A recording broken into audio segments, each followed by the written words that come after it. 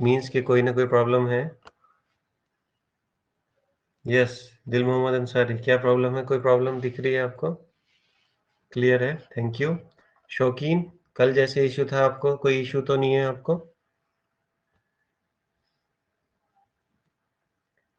अगर इशू नहीं है तो फिर हम अपनी क्लास को आगे कंटिन्यू करेंगे।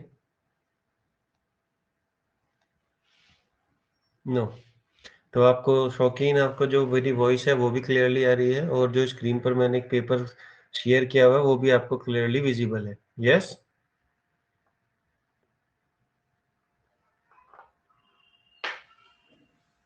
जी, ओके, चलिए, thank you so much for confirmation, क्योंकि जब ये दो चीज़ें कंफर्म हो जाती हैं तो फिर ऑनलाइन पढ़ाई में मज़ा आता है, फिर चीज़ें क्लियर होती चली जाती है धीरे-धीरे। तो शौकीन आदिल मोहम्मद अंसारी, आप लोग अगर फ़ोन पे देख रहे हैं, फ़ोन पे अगर आप इस क्लास को ले रहे हैं तो अपने फ़ोन को सीधा रखें वर्टिकल, यानी कि इस तरीके से। आपका जो फ़ोन है वो इस तरीके से आपके हाथ में रहेगा तो आपको ज़्यादा आसानी से अच्छा दिखाई देगा। यदि आप इस तरीके से अगर करेंगे, अपने फ़ोन को हॉरिज़ॉन्टल रखेंगे, तो उसमें आपको स्क्रीन के सिर्फ़ बीच में ही ये पेपर शो होगा, जिससे आपको डिफ़िकल्टीज़ हो सकती है। जब आप फ़ोन को इस वाले मोड में रखेंगे, ये जो मोड मैंने बनाया हुआ है, इस वाले मोड में, वर्टिकल मोड में रखेंगे, तो आपको जो अपने स्क्रीन पे पेपर है वो ज़्यादा सूटेबल रूप से दिखाई देगा। तो अगर आपने ओरिएंटेशन चेंज नहीं किया हुआ है, तो आप इसको प्लीज़ इस वाले टाइप में, इस वाली तरीके से वर्टिकली इसको खड़ा करें फ़ोन को, फिर आपको काफ़ी हेल्प होगी, ठीक है? तो चलिए हम अपनी क्लास स्टार्ट करते हैं। स्टार्ट करने से पहले, क्योंकि आप सभी लोग यहाँ पर हैं, मेरे साथ जुड़े हुए हैं, तो मैं आप लोगों को बता दूँ कि माय डियर, कि हमने कल ये क्लास स्टार्ट की थी, और कल जब हम ये चीज़ कर रहे थे तो मैंने आपको ये 2-3 चीज़ें, बेसिक चीज़ों के बारे में बताया था। उनके बारे में आप अच्छा सा फिर दोबारा से एक छोटा-सा रिवीजन करा देता हूँ। क्योंकि मोहम्मद शौकीन भी कल मिस हो गए थे बीच में से। तो देखिए, ग्रामर का जो पार्ट है बेसिकली, ग्रामर में हम वर्ब पे डिस्कशन कर रहे हैं, और वर्ब में हम सबसे पहले जो चीज़ पढ़ रहे हैं, वर्ब में जो सबसे पहली चीज़ है that is application of tense. और मैंने आपको बताया था एप्लीकेशन ऑफ टेंस का मतलब है कि which tense should be used in which sentence. किस सेंटेंस में कौन-सा टेंस यूज़ होगा, यही हम किसमें पढ़ते हैं? एप्लीकेशन ऑफ टेंस में पढ़ते हैं। अब एप्लीकेशन ऑफ टेंस जो है, वो 3 चीज़ों पर डिपेंड करता है। Application of tense depend on three things. First thing, time. Second thing, adverb. Third thing, action. कोई भी सेंटेंस है, उसमें क्या टाइम दिया हुआ है, उसमें क्या एडवर्ब यूज की गई है, और उस सेंटेंस में क्या एक्शन हो रहा है, ये 3 बातों पर डिपेंड करता है कि कौन सा टेंस उसमें लगेगा। यानी कि अगर मैं साधारण शब्दों में कहूँ, हाँ, वर्टिकली अच्छा आ रहा है। मैंने आपको इसीलिए वो बताया, वर्टिकली आप देखोगे तो आपको बहुत अच्छा ईजिली समझ आएगा सब कुछ। तो application of tense, which tense should be used in which sentence, ये आपको 3 चीज़ों पे डिपेंड करता है। टाइम पे, एडवर्ब पे और एक्शन पे। इन 3 चीज़ों पर ये डिपेंड करता है। और ये जो 3 चीज़ें हैं, इन 3 चीज़ों के बारे में कल हम पढ़ रहे थे। तो टाइम, एडवर्ब और एक्शन, और मैंने आपको बताया अभी जो हम बात कर रहे हैं, ना तो हम एडवर्ब पे बात कर रहे हैं, ना ही हम एक्शन पे बात कर रहे हैं। अभी-अभी हम सिर्फ़ जो बात कर रहे हैं स्टार्टिंग में, वो अभी हम किस चीज़ पे बात कर रहे हैं? सिर्फ़ टाइम पर बात कर रहे हैं। टाइम पर बात करने में, अभी जो नए लोग जुड़े हैं मैं उन्हें बता दूँ, निशद, आप अपने फ़ोन को इस तरीके से वर्टिकली रखेंगे तो आपको ज़्यादा अच्छे से दिखाई देगा। अगर आपका फ़ोन हॉरिज़ॉन्टली रखा है, इस तरीके से रखा है, तो उसमें आपको सही दिखाई नहीं देगा। आप वर्टिकली अपने फ़ोन को रखिए, स्क्रीन पर टैप करेंगे तो रोटेशन ओरिएंटेशन का एक मेन्यू है, साइड में ऐसे फ़ोन बना हुआ होगा, वो उस पे ऐसे घूमने का निशान बना हुआ होगा, उसे आप टच कर लेंगे अपनी स्क्रीन पर, तो वो वर्टिकल हो जाएगा। जब आप वर्टिकल देखेंगे तो आपको बहुत अच्छा दिखाई देगा। Very good morning Nishad. तो आप इसको इस तरीके से चेंज कर लीजिए ओरिएंटेशन को, आपको ज़्यादा अच्छा लगेगा। यानी कि फ़ोन इस तरीके से वर्टिकल होना चाहिए, जैसे मैंने ये जिस पे मैंने साँप बनाया, इस तरीके से आपका फ़ोन होएगा, और ऊपर वो एक ओरिएंटेशन चेंज करने का बटन है कॉर्नर में, उसको आप टैप करेंगे तो ये चेंज हो जाएगा, आपको अच्छा दिखेगा। चलिए, बार-बार बीच में मैं ये छोड़ देता हूँ। तो मैंने आपको बताया एप्लीकेशन ऑफ टेंस डिपेंड करती है सिर्फ़ 3 चीज़ों पे, टाइम, एडवर्ब और एक्शन पे। और एक्शन पे बात नहीं कर रहे, एडवर्ब पे बात नहीं कर रहे, अभी हम सिर्फ़ बात कर रहे हैं टाइम पे। टाइम के अकॉर्डिंग टाइम 3 पीरियड में डिवाइड होता है। First is present, second is past, third is future. 3 चीज़ें, टाइम 3 ही चीज़ों में है, पास्ट, प्रेज़ेंट और फ्यूचर। प्रेज़ेंट मैंने कल भी बताया था, जो ब्रीथ आप ले रहे हो, the breath you are taking and out, taking in, taken out, that is present. जो आप साँस ले रहे हो वही प्रेज़ेंट है। आपसे पहले जो भी आपने साँस ले ली, वो पास्ट था। आपके बाद जो भी आप साँस लेंगे that will be future. Nothing more nothing less. आज से 1 मिनट पहले भी पास्ट है, 1000 साल पहले भी पास्ट है, 1 करोड़ साल पहले भी पास्ट है। आने वाला 1 सेकंड भी फ्यूचर है, आने वाले 1 लाख करोड़ साल भी फ्यूचर है। बिल्कुल simple.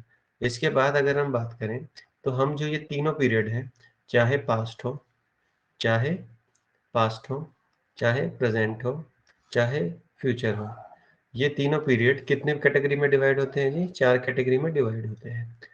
Each period divided into 4 categories, और वो 4 कैटेगरीज़ मैंने बताई थी, इंडेफिनिट, कॉन्टिन्यूअस, परफेक्ट और परफेक्ट कॉन्टिन्यूअस। ये चीज़ें आपको ऑलरेडी पता है। और मैंने आपको ये भी बताया था, मैंने आपको बताया था, माय डियर फ्रेंड,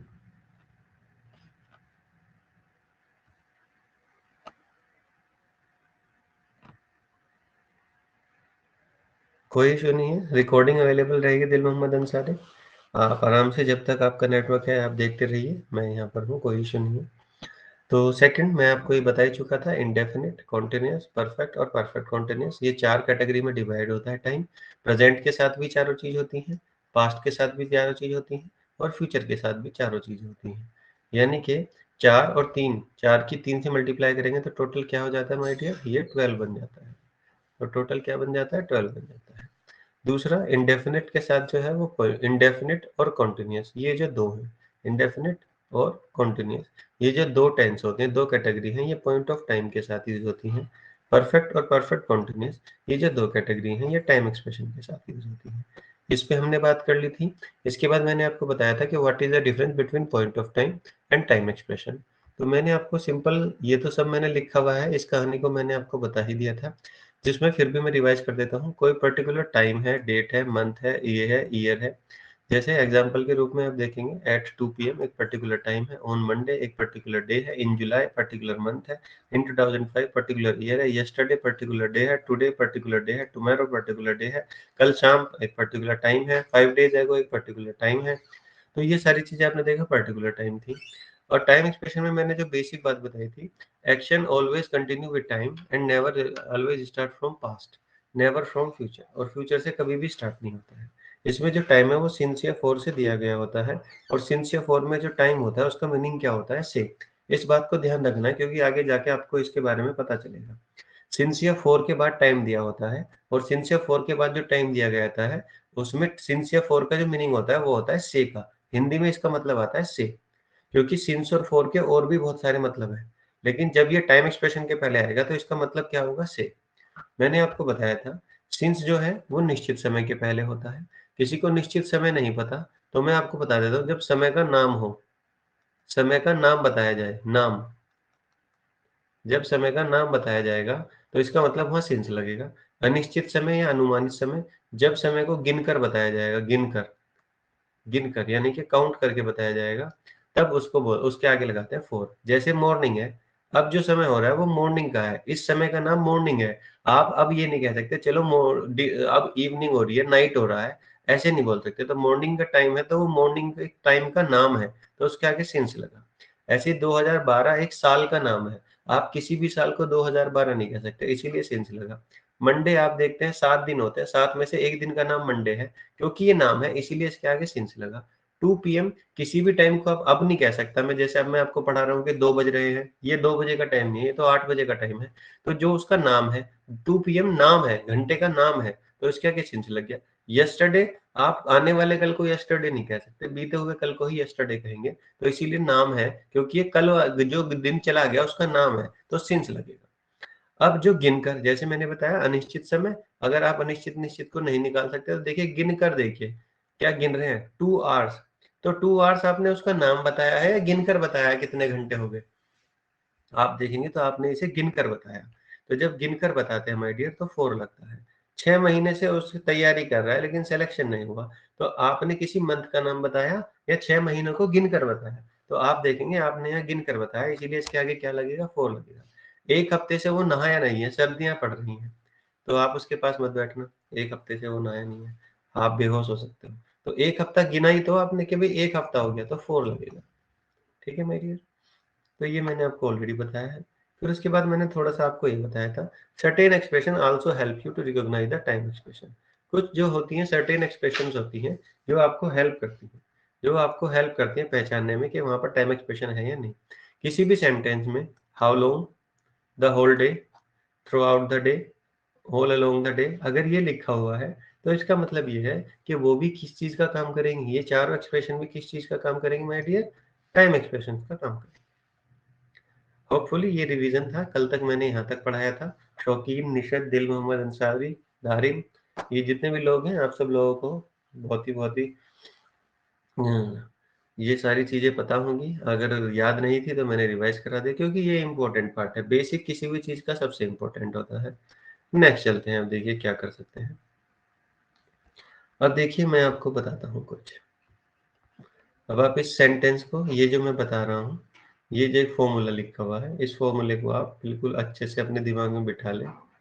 आपने जितने सालों तक, जितनी चीज़ों तक आपने ग्रामर को पढ़ा, उसके बाद भी आपकी ग्रामर उतनी अच्छी नहीं हुई, तो इस एक फ़ॉर्मूले से आपकी ग्रामर काफ़ी हेल्प हो जाएगी। मोहम्मद शौकीन, टाइम एक्सप्रेशन रिपीट। अच्छा, ओके। चलिए एक बार और बता देता हूँ, शौकीन जी कल शायद क्लास में नहीं थे। मैं आसान कर देता हूँ, ये सिंपल है। देखिए, आपको एक चीज़ पे ध्यान देना चाहिए, अगर आप नहीं दे रहे हैं तो मैं बता देता हूँ। Time expression, point of time. आप देखो शौकीन, आपको मैं बता देता हूँ, ये शॉर्टकट आपको शायद कल रह गए थे।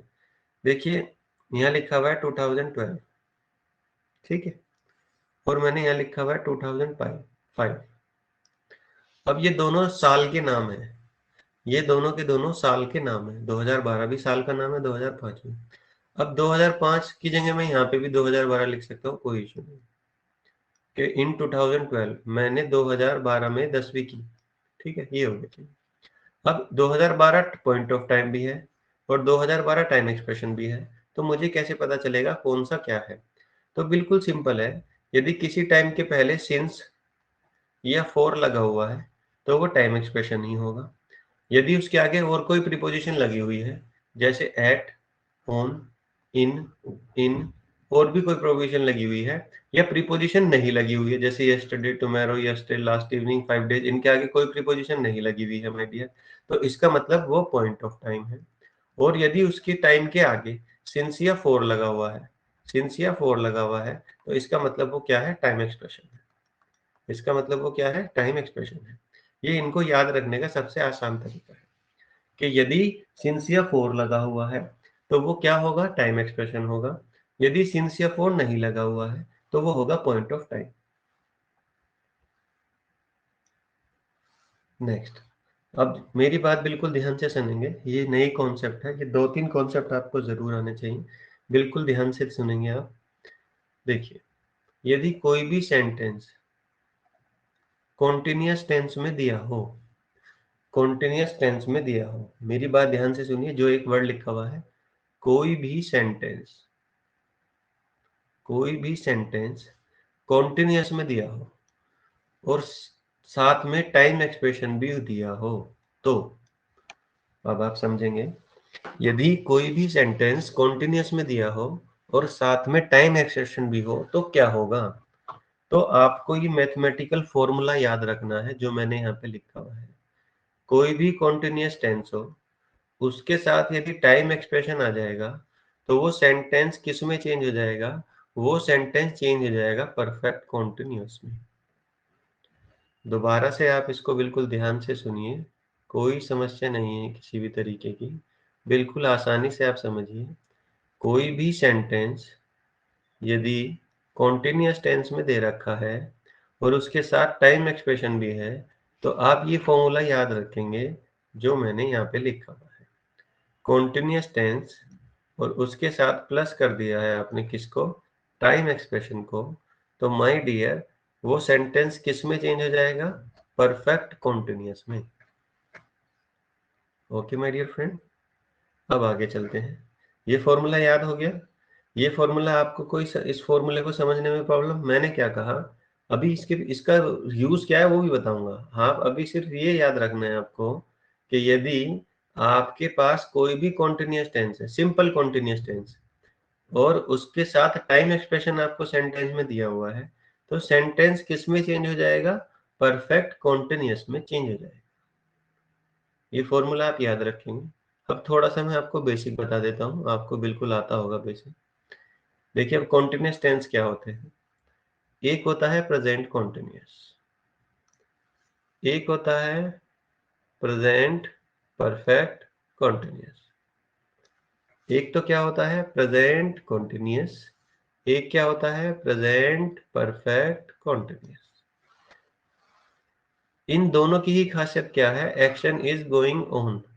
दोनों की ही खासियत ये है कि एक्शन इज गोइंग ऑन, इसका मतलब है कार्य चल रहा है, कार्य चल रहा है। इसका मतलब है कार्य चल रहा है, यानी कि एक्शन इज गोइंग ऑन।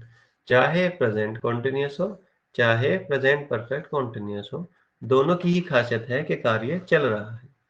जो प्रेजेंट कॉन्टिन्यूस टेंस होता है उसमें इज आता है, आर आता है, एम आता है और उसके साथ वर्ब की आईएनजी फॉर्म आती है। जो प्रेजेंट परफेक्ट कॉन्टिन्यूस टेंस होता है उसमें हैज बीन आता है, हैव बीन आता है, वर्ब आती है और उसकी आईएनजी फॉर्म आती है। दोनों की ही खासियत है, दोनों में ही कार्य चल रहा होता है। पास्ट कॉन्टिन्यूस टेंस और दूसरा होता है पास्ट परफेक्ट कॉन्टिन्यूस टेंस। इसकी खासियत क्या है कि एक्शन वाज गोइंग ऑन। इसका मतलब है कार्य, इसका मतलब है कार्य चल रहा था, इसका मतलब है कार्य चल रहा था। अब चल रहा था में वाज आता है, वर आता है और उसके साथ आईएनजी फॉर्म आती है।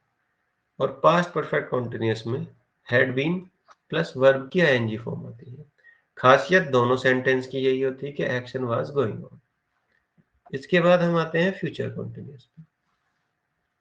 फ्यूचर कॉन्टिन्यूस और फ्यूचर परफेक्ट कॉन्टिन्यूस, इसकी खासियत क्या है, action will be going on. इसका मतलब है कार्य चल रहा होगा, इसका मतलब है कार्य चल रहा होगा। अब कार्य चल रहा होगा माय डियर। अब इसमें दोनों ही टेंस की खासियत ये है, चाहे फ्यूचर कॉन्टिन्यूस हो चाहे फ्यूचर परफेक्ट कॉन्टिन्यूस हो, दोनों की ही खासियत है कि कार्य चल रहा होगा। फ्यूचर कॉन्टिन्यूस में विल बी शैल बी के साथ वर्ब की आईएनजी फॉर्म आती है। Will have been, shall have been plus verb की आईएनजी फॉर्म आती है फ्यूचर परफेक्ट कॉन्टिन्यूस में। तो माय डियर देखिए टोटल 12 टेंसेस होते हैं आपके, और 12 में से 6 सेंटेंसेस मैंने आपके 6 टेंसेस आपकी स्क्रीन पर लिखे हुए हैं। 6 टेंस कौन से, 6 के 6 कॉन्टिन्यूस, 6 के 6 कॉन्टिन्यूस टेंस है आपके। चाहे वो प्रेजेंट कॉन्टिन्यूस हो, चाहे वो चाहे प्रेजेंट परफेक्ट कॉन्टिन्यूस हो, चाहे पास्ट कॉन्टिन्यूस हो, पास्ट परफेक्ट कॉन्टिन्यूस हो, चाहे वो आपका फ्यूचर कॉन्टिन्यूस हो या फ्यूचर परफेक्ट कॉन्टिन्यूस हो। अगर आपको अभी भी ये नहीं पता कि will be, shall be, will have been, shall have been, was, were, had been, is, are, am, was, has been, have been किसके साथ आते हैं, आपको इस बात में कंफ्यूजन है, तो वैसे तो मैंने स्क्रीन पर आपको लिखे हुए हैं वो समझा दिए हैं। बाकी जब आप मेरे साथ पढ़ते रहेंगे तो आपको ऑटोमेटिकली ये याद हो जाएंगे, आपको रटना नहीं पड़ेगा। इसी के साथ मैंने आपको इस पेज पर जो बात बताई है, दो काम की बात बताई है। एक तो आपको ये याद रखना है कि कॉन्टिन्यूस टेंस के साथ टाइम एक्सप्रेशन यदि आ जाए तो वो सेंटेंस किस में चेंज हो जाएगा, परफेक्ट कॉन्टिन्यूस में। बाकी मैंने किसके साथ क्या वर्ब आती है वो मैंने आपको एक्सप्लेन किया। नेक्स्ट चलते हैं। अब देखिए मैं आपके स्क्रीन पर एक एग्जाम्पल लिख रहा हूँ।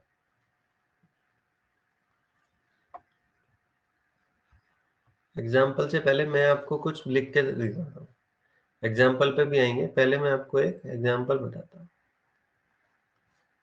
मैंने एक सेंटेंस लिखा, आई एम प्लेइंग। अब आप अपना माइक ऑन करके मुझे बता सकते हैं आई am playing, I am playing का क्या मतलब है। शौकीन आप बताइए, अपना माइक ऑन कर सकते हैं और मुझे बताइए आई एम प्लेइंग का क्या मतलब है।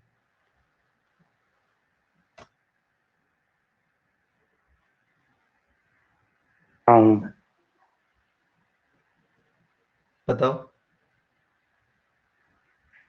हेलो, आवाज आ रही है सर? हाँ जी आ रही है, बताइए शौकीन। जी, मैं खेल रहा हूँ। मैं खेल रहा हूँ, कोई दिक्कत नहीं है।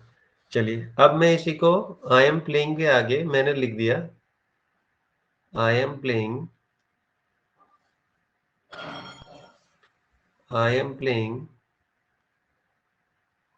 From morning.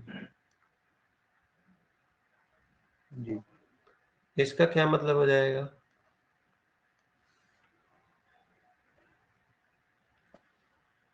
शौकीन, इसमें इसका सर मतलब क्या टाइम हो जाएगा? आई एक्सप्रेशन एम भी आ प्लेइंग गया। From morning.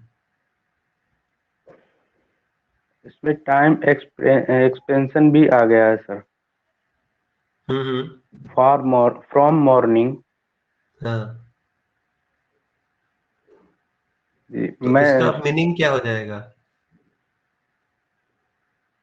सुबह के समय। सुबह के समय। चलिए, मैं दूसरा एग्जांपल देता हूं आपको।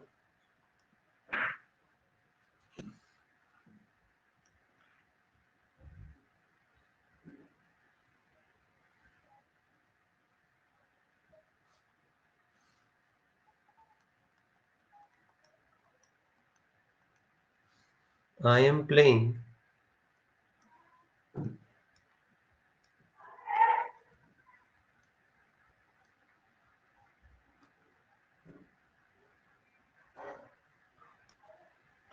Playing since morning. इसका क्या मतलब हो जाएगा? शौकीन, इसका क्या मतलब हो जाएगा?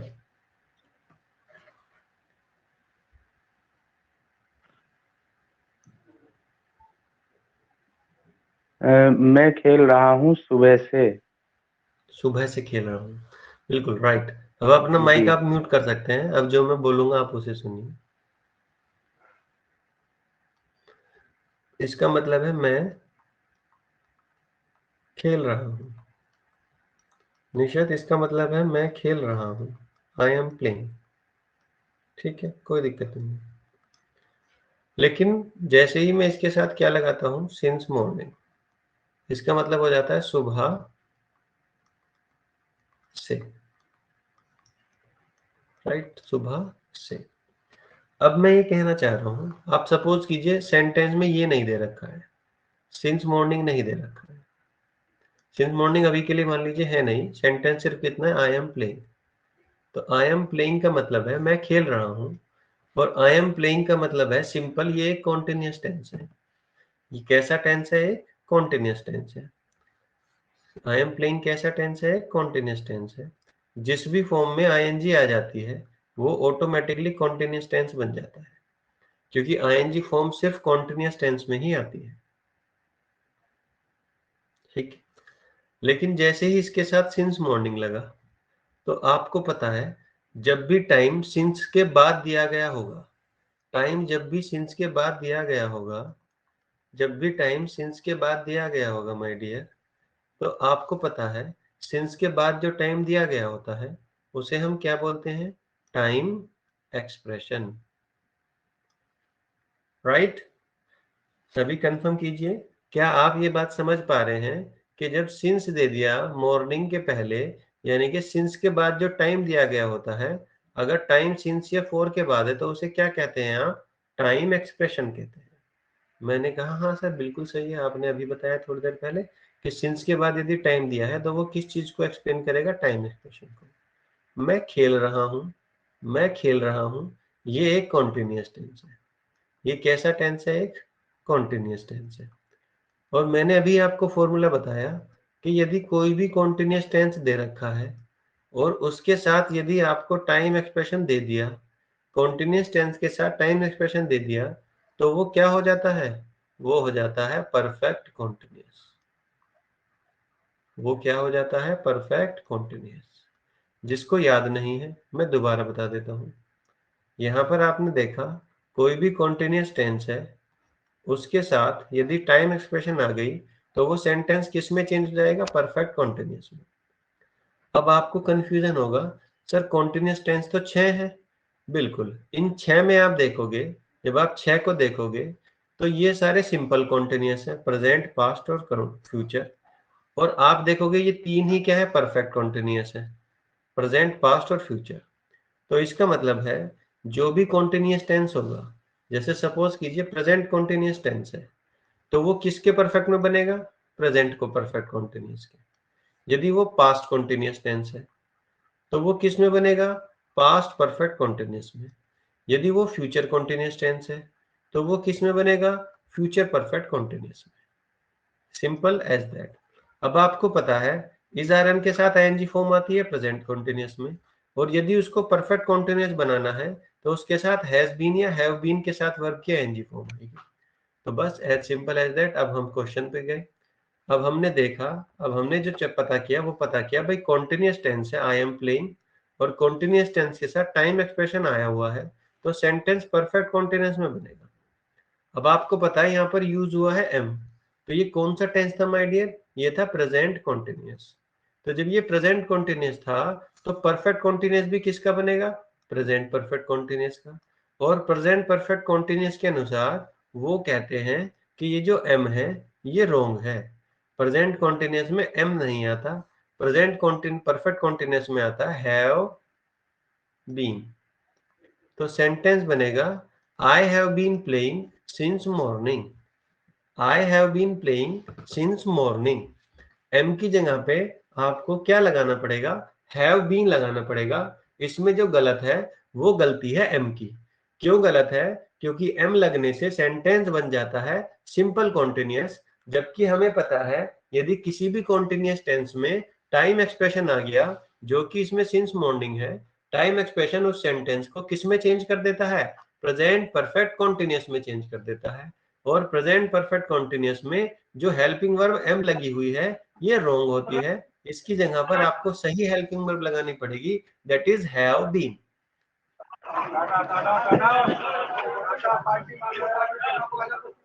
दिल मोहम्मद अपना माइक म्यूट कर लीजिए आप। निशत, शौकीन, मैंने जो ये आपको एक प्रॉब्लम एक्सप्लेन की और आप लोगों को ये बताया कि कैसे एम का हैव बीन होएगा, कुछ भी आपको समझ आया है?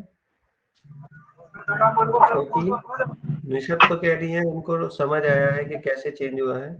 शौकीन, चलिए पहला एग्जांपल है। थोड़ा सा कई बार आप पहली बार मैथ ग्रामर को पढ़ रहे होंगे इस तरीके से, क्योंकि अभी तक आपने जो ग्रामर है वो इसी तरीके से पढ़ी होगी। जिन वाक्यों के अंत में ता है, ती है, ते है आते हैं वो प्रेजेंट इंडेफिनिट कहलाती है।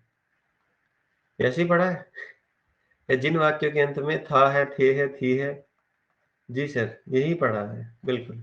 तो वो सब ट्रेडिशनल तरीके होते हैं उस समय रटाने के लिए, उस समय वो ठीक लगते हैं, वो ठीक भी होते हैं। लेकिन अब ये तरीके आउटडेटेड हो चुके हैं। स्कूलों में भी आप इसे नहीं पढ़ा सकते ता है, ती है, ते है से, क्योंकि अब मी हाई स्कूल में, हाँ बिल्कुल पढ़ा होगा क्योंकि सभी लोगों ने था है, थी है से ही पढ़ा होगा। तो ये बिल्कुल एक नया तरीका है, नया मॉडर्न अप्रोच है, और इस तरीके से पढ़ने से आप देखेंगे आपको सारे, ये बिल्कुल मैथ हो जाती है। इंग्लिश बिल्कुल मैथ है। चलिए ये आपने देखा। अब मैं आपको एक और एग्जांपल कराता हूँ, ठीक है? नीचे जैसे ये है, ये कह रहा है she was sir playing chess. She was playing chess.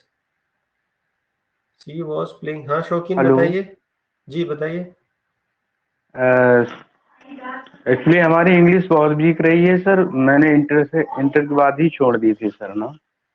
मैं ये हम्म। पूछ रहा हूँ सर, आई के साथ हैव आ रहा है ना सर, हाँ जी, हाँ एम को जी, आपने हैव में चेंज कर दिया, प्रेजेंट परफेक्ट कंटिन्यू टेंस बन गया सर, ठीक है सर। हाँ जी, जी। अच्छा सर, तो ये जो एम जो है, एम को हैव में ही क्यों चेंज कर दिया जाके, हैज उसके जगह पे होना चाहिए या नहीं होना चाहिए?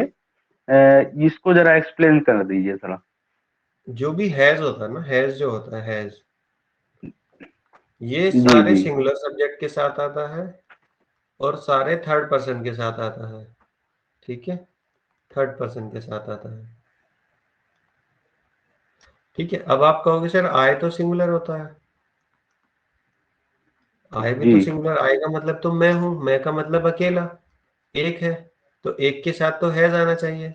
लेकिन ये एक एक्सेप्शन है माय जी। डियर, ये एक अपवाद है, नियम है कि आई के साथ ये होता सिंगुलर है, लेकिन इसके साथ जो वर्ब यूज होती है वो प्लूरल यूज होती है, ठीक है सर? बस ये आपको याद रखना जी है। जी। इसीलिए हैज की जगह पर हमें क्या लगाना पड़ा? हैव लगाना पड़ा, ठीक है? जी यानी कि सर मैं जो आई है वो प्लूरल में हो गया, यानी बहुवचन हो गया सर ना। हाँ, प्लूरल उसको मानते हैं, वो एक मैं प्लूरल की तरह ट्रीट करते हैं, होता वो सिंगुलर ही है। जी जी, वैसे कल्पना कर सकते हैं काल्पनिक रूप से मैं बहुत सारे हो सकते हैं ना सर, या मैं नहीं ही हो नहीं, ये सकता बात हूँ। नहीं है, मैं बताता हूँ, ये बात नहीं है, ऐसा कोई लॉजिक नहीं है। लॉजिक ये है कि जो चीज बोलने में फ्लुएंट होती है, इंग्लिश की खासियत ये है कि इंग्लिश के जितने भी रूल है माय डियर, वो बनाए गए हैं फ्लुएंसी पे, फ्लुएंसी पे। जी आप देखेंगे, मैंने आपको ये बता दिया क्योंकि मैं चाहता था आपको एक स्पेसिफिक आंसर दूं, लेकिन अगर इन डिटेल में जाऊं तो ये फ्लुएंसी पे डिपेंड करता है। फ्लुएंसी में आपके टंग पे जो है वो फ्लुएंट होनी चाहिए कोई भी वर्ड, इसीलिए उसके साथ हेल्पिंग वर्ब उस तरीके की लगती है। मैं एक एग्जांपल आपको देता हूँ, शौकीन निशत जो भी लोग सुन रहे हैं, जी आपके जी काम का है। मैंने लिखा ए बुक, ठीक है, और मैंने लिखा एन बुक। अब आप इन दोनों को पढ़िए, मुंह से पढ़िए, बोल मन में नहीं पढ़ना, जोर से अपने आप ही पढ़िए, और मुझे बताइए पढ़ने में कौन सा ज्यादा अच्छा लगा आपको, मतलब कौन सा बोलने में आसान ए लगा बुक। आपको। एन बुक नहीं लगा? A book. ए बुक, अच्छा एक और जी, एग्जांपल मैं एन आपको बुक। देता हूँ। हाँ, एक और देता हूँ।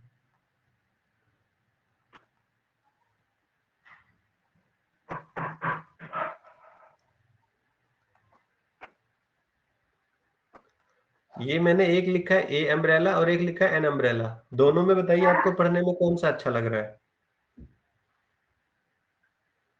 N an umbrella sir. क्यों अच्छा लग रहा है बता सकते हैं? इसके साथ इसके बाद जो है जस्ट बॉबिल्स आ जाता है ना सर, यू। वो तो नियम है, वो नियम है, मैं बताता हूँ अच्छा क्यों सर। अच्छा लगेगा। क्योंकि जब आप एन अम्ब्रेला बोलेंगे तो आप देखेंगे आपकी जो जबान है वो अटक नहीं रही, जबकि ए अम्ब्रेला बोलने में आपको एक हल्का सा सेकंड का गैप लेना पड़ रहा है। ए अम्ब्रेला, एन अम्ब्रेला, जी बिल्कुल। तो ये सारा ही खेल इंग्लिश में फ्लुएंसी का होता है माय डियर, ठीक है। ये एडवांस लेवल है, जब आप आईलीट्स वगैरह की तैयारी करेंगे तो वहां पे आपका जो है उस चीज का टेस्ट होता है कि आपको फ्लुएंसी कैसी है, वहां पर आपको इन सारे एक्सप्रेशंस का और आपके जो अंदर से टंग से जो वॉइस निकल रही है उसकी फ्लुएंसी पे डिपेंड करता है। तो आप इसको इस तरफ जाएंगे तो बहुत लंबा, बहुत डिटेलिंग हो जाएगा वीडियो। हम ये चाह रहे हैं कि जो हमारा एग्जाम वाला है वो वाले पैटर्न पे जाते हैं, तो इसीलिए आई के साथ हैज लगा के जब आप बोलेंगे तो आपको डिफरेंस समझ, आई हैज, आई हैव, देखेंगे तो आपको समझ आ जाएगा कि क्या क्या इशू है। जी। Okay sir. हाँ, तो बेसिकली आई के साथ हैव लगाएंगे और प्लूरल वर्ब का ही इस्तेमाल करेंगे, और कोई इसके साथ यूज नहीं करना। अब देखिए मैं एक सेंटेंस आपको बता रहा था कि सी वॉज प्लेइंग चेस। अगर देखिए सिर्फ सेंटेंस इतना ही है तो इसमें वॉज ठीक रहता है, सी वॉज प्लेइंग चेस, क्योंकि सिंपल कॉन्टिन्यूस है। पेपर में एरर ही तभी आएगा माय डियर जब उसके साथ टाइम एक्सप्रेशन मिलेगा आपको।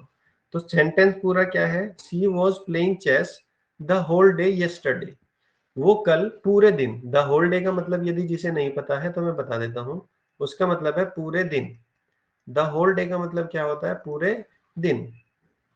तो she was playing chess the whole day yesterday, तो कल मेरी वो कल क्या है, पूरे दिन चेस खेलती रही। तो अब आपको पता है वॉज प्लेइंग आ गया, इसका मतलब it is a continuous tense. ये कैसा टेंस है, कॉन्टिन्यूअस टेंस है। आपको यदि पहचानना है कि वो कॉन्टिन्यूअस टेंस है या नहीं, तो उसमें वर्ब की आईएनजी फॉर्म लगी होगी हमेशा। यदि उसके साथ आईएनजी फॉर्म लगी हुई है तो निश्चित रूप से वो कॉन्टिन्यूअस टेंस है।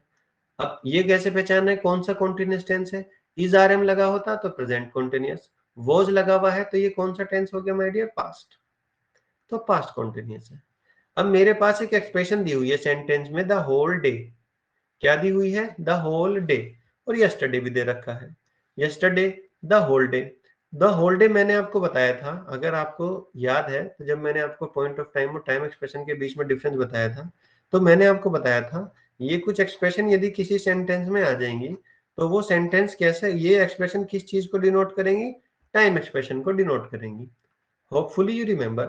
तो आप देखेंगे कि कहीं ना कहीं इसमें द होल डे आ रहा है, तो द होल डे जो है वो किसी भी सेंटेंस में जब आएगी तो वो टाइम एक्सप्रेशन का काम करेगी।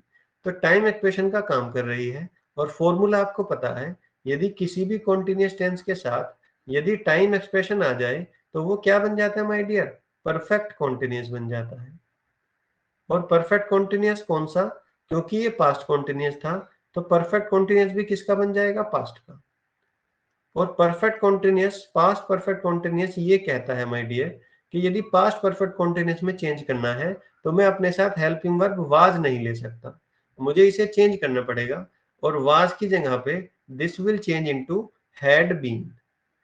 तो वॉज की जगह पे आपको क्या लगाना पड़ेगा, हैड बीन।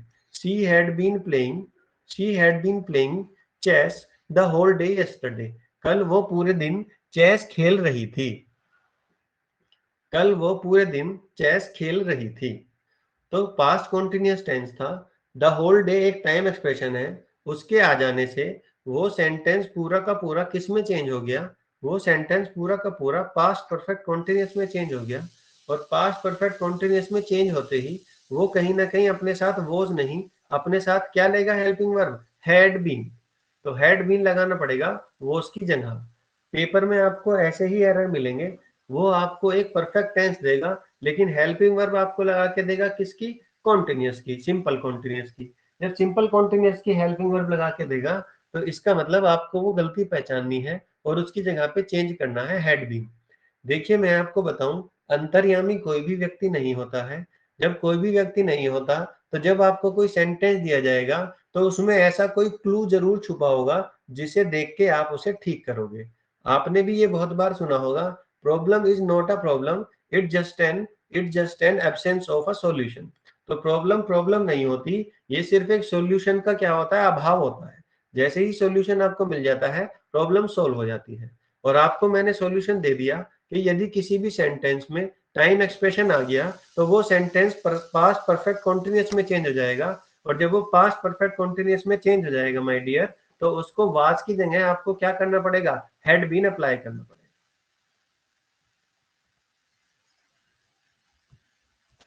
बात समझ आ रही है या नहीं?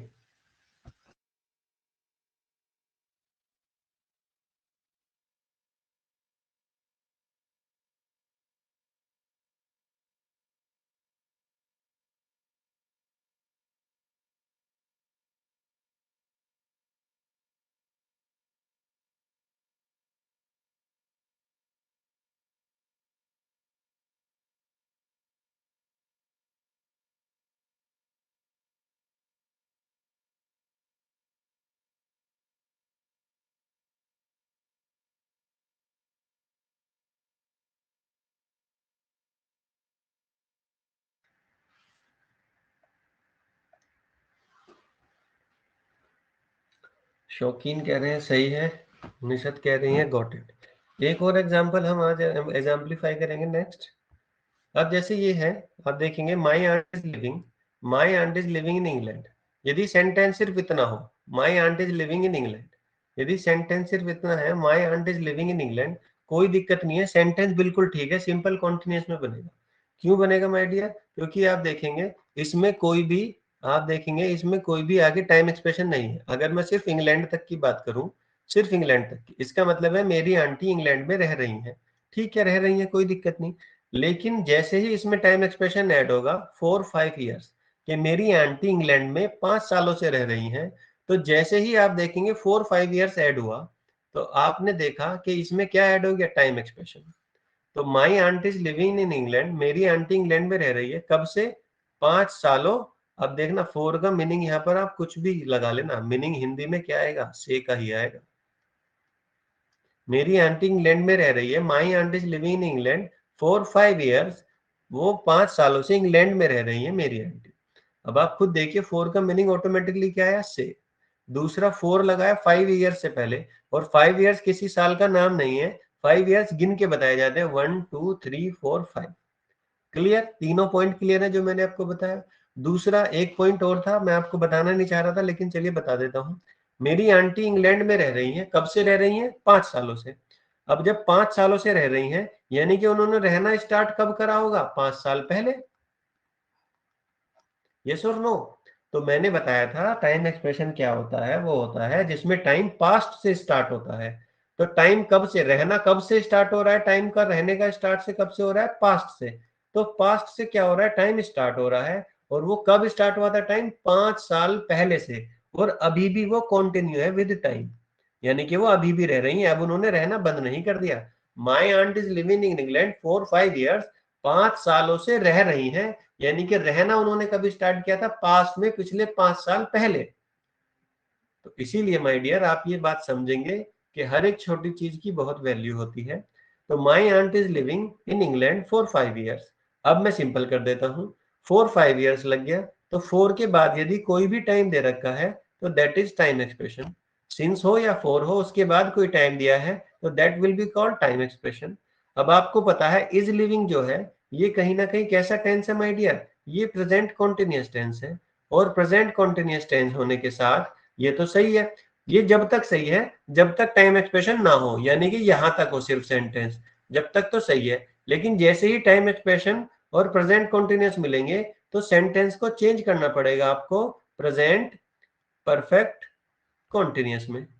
और प्रेजेंट परफेक्ट कॉन्टिन्यूअस हमसे कहता है कि मैं अपने साथ इज लिविंग, इज के साथ आईएनजी फॉर्म नहीं ले सकता।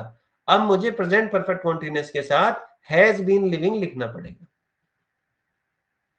क्योंकि प्रेजेंट परफेक्ट कॉन्टिन्यूअस की जो हेल्पिंग वर्ब है वो हैज बीन और हैव बीन है, ना कि इज आर एम। तो इज की जगह हैज बीन लिविंग करना पड़ेगा। मैंने लिविंग यहां भी काट दिया, ये गलत किया, और इसीलिए मैंने शायद यहाँ दोबारा लिखा हुआ है उस बच्चे ने। तो लिविंग को काटने की जरूरत नहीं थी क्योंकि आईएनजी फॉर्म तो आनी आनी थी, बस इज की जगह पे आपको हैज बीन करना पड़ेगा। हैज बीन क्यों आया, क्योंकि हैज माई आंट जो है वो एक सिंगुलर पर्सन है, माई आंट्स नहीं है, आंटीज नहीं है, सिर्फ आंट है। आंट का मतलब एक, और एक के लिए क्या आता है, हैज आता है। दोबारा बता देता हूं कि ये जो इज लिविंग है, इज लिविंग की वजह से सेंटेंस कॉन्टिन्यूअस में है। कॉन्टिन्यूअस कौन सा, इज है तो ये प्रेजेंट कॉन्टिन्यूअस है, इज है तो ये प्रेजेंट कॉन्टिन्यूअस है। अब क्योंकि फोर यानी कि फोर के बाद टाइम दे रखा है तो ये क्या हो गया, time expression. Present continuous plus time expression दोनों मिलके बना देंगे इसे present perfect continuous. Present perfect continuous बना देंगे। और प्रेजेंट परफेक्ट कॉन्टिन्यूअस कहता है कि मेरे साथ ना इज नहीं आना चाहिए, मेरे साथ आना चाहिए has been.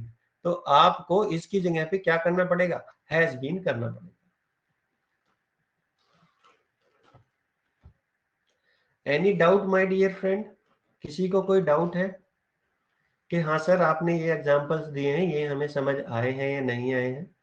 Any doubt my dear, अगर कोई भी डाउट है तो मुझे बताइए। सिंपल यही एक बात बताई है, कॉन्टिन्यूअस टेंस के साथ यदि टाइम एक्सप्रेशन आएगा तो सेंटेंस चेंज हो जाएगा परफेक्ट कॉन्टिन्यूअस में। तो टोटल आपके 12 टेंसेस होते हैं माय डियर, और इस एक फॉर्मूले से आप आधे 50% आप एक ही बार में समझ सकते हैं। यानी कि 6 कॉन्टिन्यूअस टेंस होते हैं, प्रेजेंट और परफेक्ट, वो 6 होते हैं जो मैंने आपको अभी पीछे बताए। यानी कि आपके 50% टेंस एक ही क्लास में खत्म हो जाते हैं। ये होता है सही तरीके से पढ़ने का फायदा। जिनको ये डाउट है has been, is, are, am, was, were, have been, will be, shall be कहाँ आएंगे, वो आप मेरे साथ अगर ध्यान से आपने पढ़ा तो आपको याद ही नहीं करना पड़ेगा। Everything will automatically be remembered by your brain, because we are not recapping और वी आर नॉट रटिंग। हम इनको तोता रट नहीं रहे हैं, रट्टू तोता नहीं बन रहे हैं। We are understanding the concept, and when you are understanding the concept my dear friend Nishad, Mohammad Shaukeen, Dil Mohammad Ansari, Dharim, that we are definitely going to keep it in our mind for a longer time. If we are understanding the concept, 10th class में इसलिए दिक्कत है my dear क्योंकि तब आपका IQ उस level का नहीं होता शौकीन, है ना। आईक्यू उस लेवल का नहीं होता कि आपको अंडरस्टैंड कराया जा सके, क्योंकि हमारी जो अपब्रिंगिंग है उस तरीके की होती नहीं है। आप देखेंगे आज जो मैंने आपको एक बेसिक बात आप बताई कि ए के साथ अम्ब्रेला क्यों आता है, एन क्यों आता है, और ए के साथ बुक क्यों आती है, कॉन्सोनेंट क्यों आता है, ये अब नर्सरी के बच्चे पढ़ते हैं। नर्सरी, एलकेजी, यूकेजी के बच्चे पढ़ते हैं, उनको बोलना ही उसी तरीके से सिखाया जाता है फ्लुएंसी के। और आपको अभी भी मैं कोई प्रॉब्लम दे दूं, जैसे बताइए अगर मैंने आपको बोल दिया कि ईयर से पहले बताओ ए आएगा या एन आएगा, तो आप में से 99% लोग बता नहीं पाएंगे क्या आएगा। तो this is what I have told you अभी इस क्लास में। अभी देखिए मैं देखता हूँ आगे इसमें अब हमें क्या पढ़ाना है। ठीक है, ये कल की क्लास में करेंगे हम लोग, कल की क्लास में नए टेंस स्टार्ट करेंगे। आज के लिए इतना ही।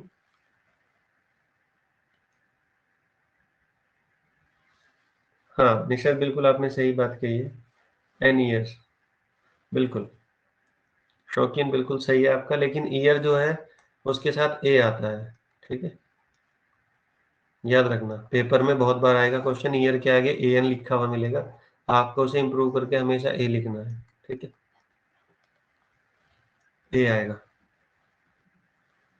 Good point, okay confirm. याद रखना, पेपर में आएगा जरूर, क्वेश्चन आएगा कोई से ना कोई से क्वेश्चन में, किसी ना किसी दिन मेरी इस बात को याद रखना, ये पेपर में आएगा क्वेश्चन, कोई से भी आए, मैं ये नहीं कह रहा जो आप देने जा रहे हो उसी में, किसी पेपर में जरूर आएगा, ठीक है। चलिए, तो मिलते हैं कल की क्लास में, आज के लिए थैंक यू सो मच। इसीलिए मैं कह रहा था आपसे, जब मैंने अपनी पहली क्लास ली थी, आपके आसपास कोई भी बच्चा है, उसको पैसे की दिक्कत है, पैसे की वजह से नहीं पढ़ना चाह रहा, कोई भी बच्चा है जो आगे आके किसी भी तरीके की तैयारी करना चाह रहा है, कोई भी फॉर्म भर रहा है या स्टडी में है, उसको ये बैच जरूर ज्वाइन करने के लिए बोलना, वो ज्वाइन करे, अपनी इंग्लिश को इम्प्रूव करे। मेरी एनर्जी जितनी है मैं उतनी पूरी लगाऊंगा, आप लोगों को जितनी अंडरस्टैंडिंग बिल्ड हो सकती है उतनी बढ़िया बिल्ड कराऊंगा, ताकि मैं चाहता हूँ कि आप लोग अंग्रेजी की वजह से नॉन कॉन्फिडेंस में ना रहे, कोई भी बच्चा नॉन कॉन्फिडेंस में ना रहे। जो भी आपके आसपास है, जो भी पढ़ना चाहता है, जिस भी तरीके से पढ़ना चाहता है, फीस का कोई इशू है बताइए, उसको कहीं ना कहीं वेवर किया जाएगा, जैसे भी है। अगर कोई पढ़ना चाहता है तो उससे बोलिए कि वो आए पढ़े, ठीक है। ग्रेजुएशन की इंग्लिश तो लिटरेचर होती है, उसमें ग्रामर का कोई रूल नहीं है, ठीक है, ग्रामर का कोई रोल नहीं है लिटरेचर में, लिटरेचर का कोई रोल नहीं है ग्रामर को पढ़ाने में।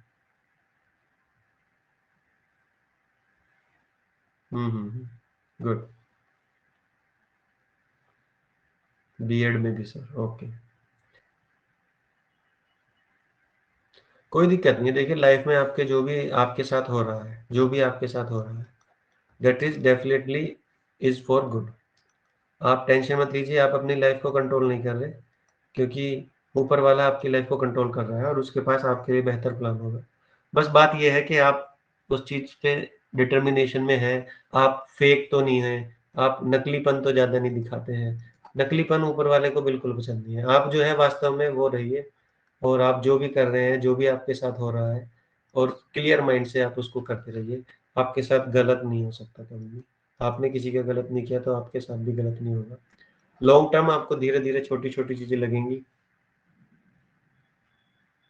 LT ग्रेड में इंग्लिश आती है, ये बातें आपको सर फिरोज सर बताएंगे, LT ग्रेड में आती है नहीं आती है, कहाँ कहाँ आती है, वो आप उनसे पूछ लीजिए,